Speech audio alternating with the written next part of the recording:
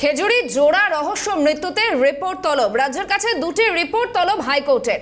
দ্বিতীয় postmortem report হাইকোর্টে জমা দেওয়ার নির্দেশ বিচারপতি বসাক এবং বিচারপতি রাশিদ ডিভিশন বেঞ্চের।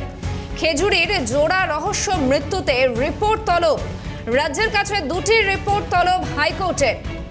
দ্বিতীয় পোস্টমর্টেম রিপোর্ট হাইকোর্টে জমা দেওয়ার নির্দেশ। আরও একবার যাব অভিরূপার কাছে। অভিরূপা, এই বিষয়ে ঠিক কি আপডেট রয়েছে?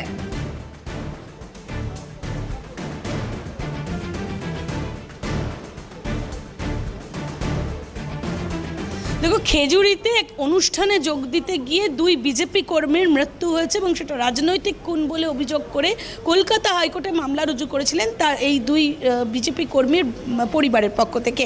সেই মামলার প্রেক্ষিতে দ্বিতীয়বার ময়নাতদন্তের নির্দেশ আগেই দিয়েছিল ডিভিশন বেঞ্চ।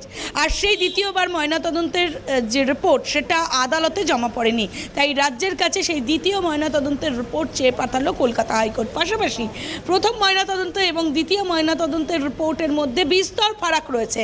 কেন এই ফারাক, কোথা থেকে এই ফারাক এবং এই ফারাক এলো কেন, এই কারণেই বা এই কারণ জানতেই কলকাতা হাইকোর্টের বিচারপতি দেবাংশু বসাক এবং বিচারপতি সাব্বার রশিদের ডিভিশন বেঞ্চ একটি মেডিকেল টিম গঠন করার নির্দেশ দিয়েছেন। সেই মেডিকেল টিম গঠন করার পরই সেই মেডিকেল টিম দেখবে যে প্রথম ময়নাতদন্ত এবং দ্বিতীয় ময়নাতদন্তের মধ্যে ফারাক কোথায় সামঞ্জস্যতার অভাব ঘটেছে, সেই রিপোর্ট কলকাতা হাইকোর্টে জমা দিতে হবে রাজ্যকে।